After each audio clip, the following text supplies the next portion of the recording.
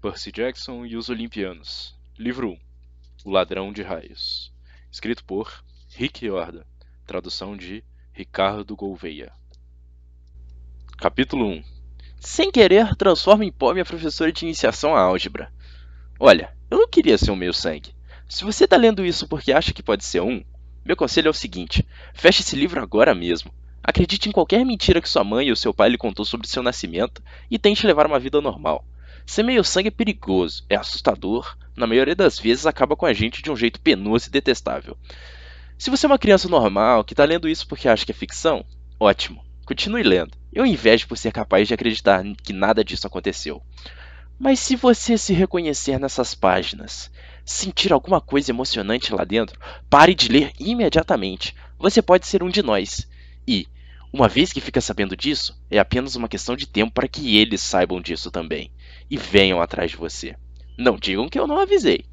Meu nome é Percy Jackson. Tenho 12 anos de idade. Até alguns meses atrás era aluno de um internato, na Academia Yancey, uma escola particular para crianças problemáticas no norte do estado de Nova York. Se eu sou uma criança problemática, sim, pode-se dizer isso. Eu poderia partir de qualquer ponto da minha vida curta e infeliz para prová-lo. Mas as coisas começaram a ir realmente mal no último mês de maio, quando nossa turma do sexto ano fez uma excursão a Manhattan. 28 crianças alucinadas e 2 professores em um ônibus escolar amarelo indo para o Metropolitan Museum of Art, a fim de observar velharias gregas e romanas. Eu sei, parece tortura. A maior parte das excursões da aliança eram mesmo. Mas o Sr. Brunner, nosso professor de latim, estava guiando essa excursão. Assim eu tinha esperanças. O Sr. Brunner era um sujeito de meia idade e uma cadeira de rodas motorizada. Tinha o cabelo ralo, uma barba desalinhada e usava um casaco surrado de tweed que sempre cheirava a café. Talvez você não achasse legal, mas ele contava histórias e piadas e nos deixava fazer brincadeiras em sala. Também tinha uma impressionante coleção de armaduras e armas romanas. Portanto, era o único professor cuja aula dele não me fazia dormir. Eu esperava que dessa vez desse tudo certo na excursão. Pelo menos tinha esperança de não me meter em nenhuma encrenca dessa vez. Cara, como eu tava errado. Entenda, coisas ruins me acontecem em excursões escolares. Como na minha escola da quinta série, quando fomos para o campo de batalha de Saratoga e eu tive aquele acidente com o canhão da Revolução Americana. Eu não estava apontando para o ônibus da escola, mas é claro que eu fui expulso do mesmo jeito. E antes disso, na escola da quarta série, quando fizemos um passeio pelos bastidores dos tanques dos tubarões do mundo marinho, e eu, de alguma forma, acionei a alavanca errada no passadiço e nossa turma tomou um banho inesperado. E antes disso, bem, já dá pra você ter uma ideia. Nessa viagem eu estava determinado a ser bonzinho. Ao longo de todo o caminho para a cidade, aguentei Nancy Bobofit, aquela cleptomaníaca ruiva e sardenta, acertando na nuca do meu melhor amigo, Grover, com um pedacinho de sanduíches de manteiga de amendoim com ketchup. Grover era um alvo fácil. Ele era magrelo, chorava quando ficava frustrado, devia ter repetido de ano muitas vezes, porque era o único da sexta série que tinha espinhas e uma barba rala começando a nascer do queixo. E, ainda por cima, era aleijado. Tinha um atestado que dispensava de educação física pelo resto da vida, porque tinha algum tipo de doença muscular nas pernas, andava de um jeito engraçado, como se cada passo doesse. Mas não se deixe enganar por isso. Você precisa vê-lo correr quando era dia de enchilada na cantina. De qualquer modo, Nancy Bobofit estava jogando bolinhas de sanduíche que grudavam no cabelo castanho e cacheado dele. E ela sabia que eu não podia revidar, porque já estava sendo observado sob o risco de ser expulso. O diretor me ameaçara de morte com uma suspensão, na escola, ou seja, sem poder assistir às aulas, mas tendo que comparecer à escola e ficar trancado numa sala fazendo tarefas de casa. Caso alguma coisa ruim, embaraçosa ou até moderadamente divertida acontecesse durante a excursão. Eu vou matá-la, murmurei. Grover tentou me acalmar. Está tudo bem, eu gosto de manteiga de amendoim. Ele se esquivou de outro pedaço do lanche de Nancy. Agora chega! Comecei a levantar, mas Grover me puxou de volta para o assento. Você já está sendo observado, ele me lembrou. Sabe que será culpado se acontecer alguma coisa. Quando me lembro daquilo, preferiria ter acertado Nancy Bobofit no ato. A suspensão na escola não teria sido nada em comparação à encrenca que eu estava prestes a me meter. O Sr. Brunner guiou o passeio pelo museu. Ele foi na frente, em sua cadeira de roda, conduzindo a gente pelas grandes galerias cheias de eco, passando por estátuas de mármore e caixas de vidro repletas de cerâmica preta e laranja muito velha. Eu estava alucinado só de pensar que aquelas coisas tinham sobrevivido 2.000, 3.000 anos. Ele nos reuniu em volta de uma coluna de pedra com 4 metros de altura e uma grande esfinge no topo, e começou a explicar que aquilo era um marco tumular, uma estela, feita para uma menina mais ou menos da nossa idade. Contou-nos sobre as inscrições na lateral. Estava tentando ouvir o que ele tinha a dizer, pois era um pouco interessante, mas todos ao meu redor estavam falando. E cada vez que eu dizia para calarem a boca, a outra professora que nos acompanhava, a senhora Dodds, me olhava de cara feia. A senhora Dodds era aquela professorinha de matemática da Geórgia que sempre usava seu casaco de couro preto, apesar de ter 50 anos de idade. Parecia mal bastante para entrar com uma moto Harley bem dentro do seu armário. Tinha chegado a Yancey no meio do ano, quando nossa última professora de matemática teve um colapso nervoso. Desde o primeiro dia, a senhorita Dodds adorou Nancy Bobofit e concluiu que eu tinha sido gerado pelo diabo. Ela me apontava o dedo torto e dizia: "Agora, meu bem", com a maior doçura, e eu sabia que ia ficar detido depois da aula por um mês. Certa vez, depois que ela me fez apagar as respostas em antigos livros de exercício de matemática até meia-noite, disse a Grover que achava que a senhora Dodds não era gente. Ele me olhou para mim muito sério e disse: "Você está certíssimo." E o Sr. Brunner continuou falando sobre a arte funerária grega. Finalmente, Nancy Bobofit, abafando o riso, falou algo sobre o sujeito pelado na estela. E eu virei e disse: "Quer calar a boca?" Saiu mais alto do que eu pretendia. O grupo inteiro deu risada e o Sr. Brunner interrompeu sua história. Sr. Jackson, ele disse, fez algum comentário? Meu rosto estava completamente vermelho. Eu disse: "Não, senhor." O Sr. Brunner apontou para uma das figuras na estela. Talvez possa nos dizer o que esta figura representa. Olhei para a imagem entalhada e senti uma onda de alívio, pois de fato a reconhecera. É Cronos comendo os filhos, certo? Sim, disse o Sr. Brunner. E obviamente não estava satisfeito. E ele fez isso por quê? Bem, eu quebrei a cabeça para me lembrar. Cronos era o deus rei e... Rei? Perguntou o Sr. Brunner. Titã, eu me corrigi. E ele não confiava nos filhos, que eram deuses. Então, Cronos os comeu, certo? Mas sua esposa escondeu o bebê Zeus e deu a Cronos uma pedra para comer no lugar dele. E depois disso, quando Zeus cresceu, ele enganou o pai, Cronos, e o fez vomitar seus irmãos e irmãs. Eca! Disse uma das meninas atrás de mim. E então houve aquela grande briga entre os deuses e os titãs. Continuei. E os deuses venceram. Algumas risadinhas no grupo. Atrás de mim, Nancy Bobofit murmurou para uma amiga: "Como se fôssemos usar isso na vida real. Como se fossem falar em nossas entrevistas de emprego. Por favor, explique por que Cronos comeu seus filhos." E por que, Sr. Jackson? Disse o Sr. Brunner. Parafraseando a excelente pergunta da senhorita Bobofit, isso importa na vida real. Se ferrou, disse Grover. Cala a boca, chiou Nancy, a cara mais vermelha que seu cabelo. Pelo menos Nancy também foi enquadrada. O Sr. Brunner era o único que pegava dizendo algo errado. Tinha os ouvidos de radar. Pensei na pergunta dele e encolhi os ombros. Não sei, senhor. Entendo. O Sr. Brunner pareceu desapontado. Bem, meio ponto, Sr. Jackson. Zeus, na verdade, deu a Cronos uma mistura de mostarda e vinho, que o fez vomitar as outras 5 crianças que, é claro, sendo deuses imortais, estavam vivendo e crescendo sem serem digeridas no estômago do Titã. Os deuses derrotaram o pai deles, cortando em pedaços com sua própria foice e espalharam os restos no Tártaro, a parte mais escura do mundo inferior. E, com esse alegre comentário, é hora do almoço. Senhorita Dodds, quer nos levar de volta para fora? A turma foi retirada, as meninas segurando a barriga, os garotos empurrando uns aos outros e agindo como bobões. Grover e eu estávamos prestes a segui-los quando o Sr. Brunner disse: Sr. Jackson? Eu sabia o que vinha a seguir. Disse a Grover para ir andando, então voltei para o professor. Senhor? O Sr. Brunner tinha aquele olhar que não deixa a gente ir embora. Olhos castanhos intensos que poderiam ter 1000 anos de idade e já ter visto de tudo. Você precisa aprender a responder à minha pergunta, disse ele. Sobre os titãs? Sobre a vida real e como seus estudos se aplicam nela. Ah, o que você aprende comigo, disse ele, é de uma importância vital e espero que trate o assunto como tal. De você, aceitarei apenas o melhor, Percy Jackson.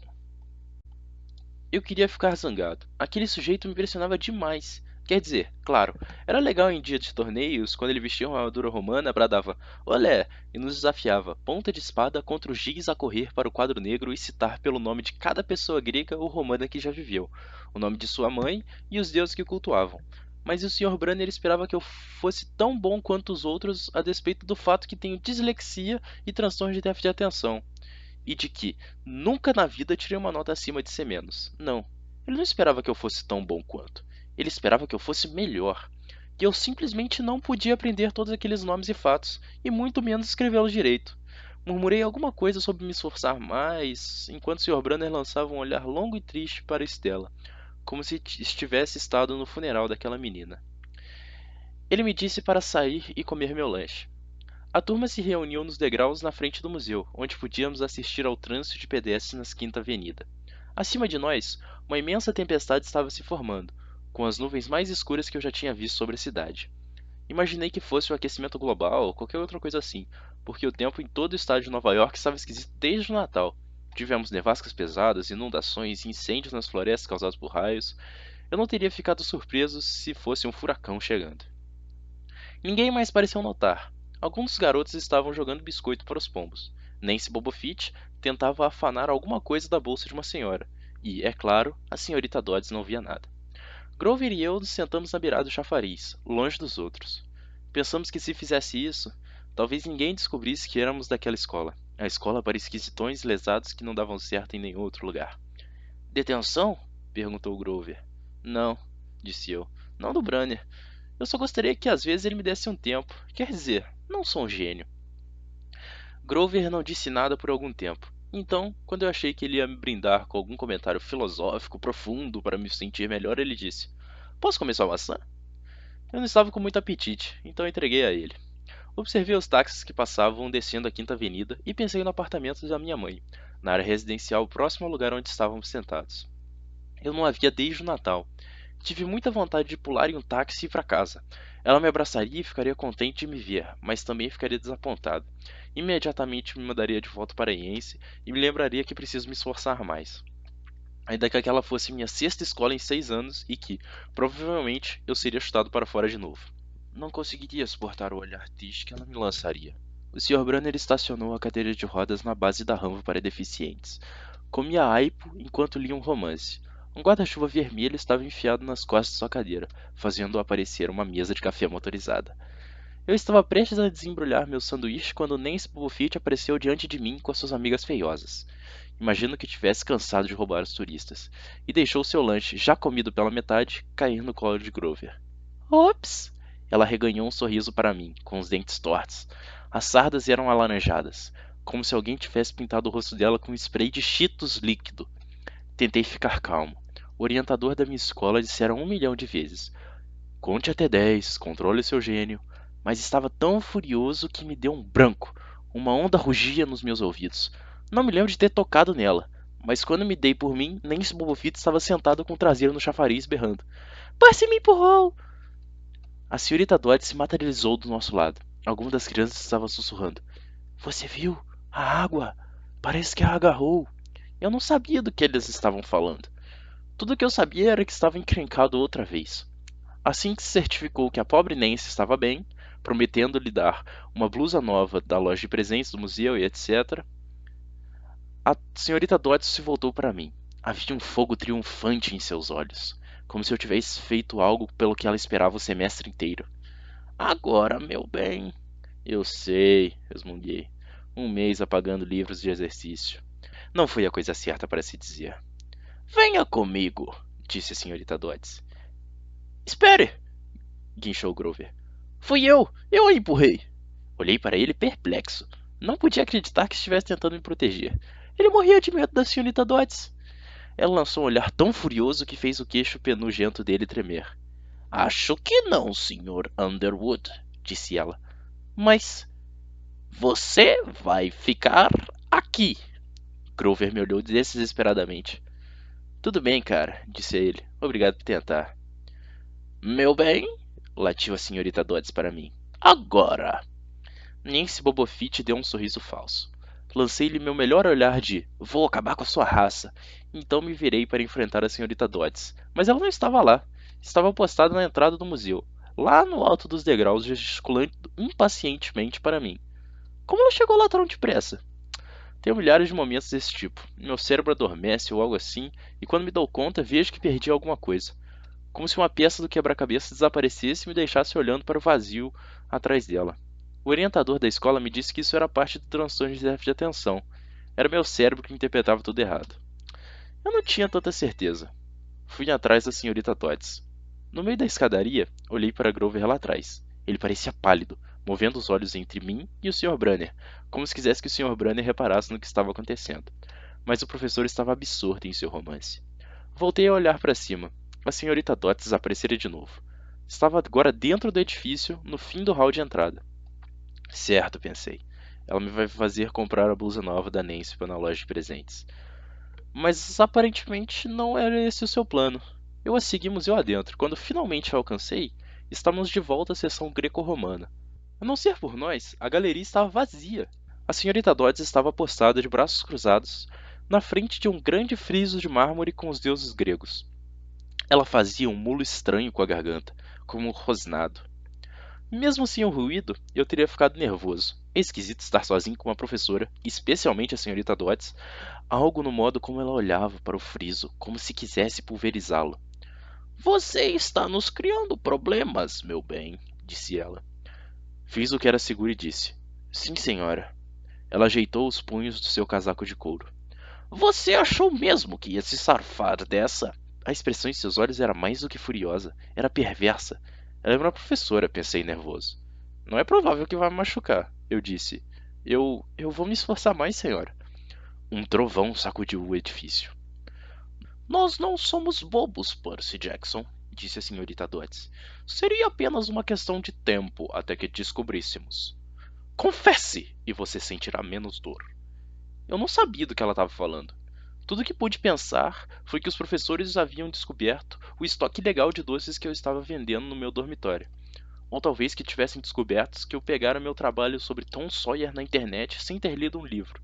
E agora iam me retirar a minha nota. Ou pior, iam me obrigar a ler o livro. E então, exigiu. Senhora, eu não. Seu tempo se esgotou, sibilou ela. Então algo muito estranho aconteceu. Os olhos delas começaram a brilhar como carvão de churrasco. Os dedos se esticaram, transformando-se em garras. O casaco se fundiu em grandes asas de couro. Ela não era humana.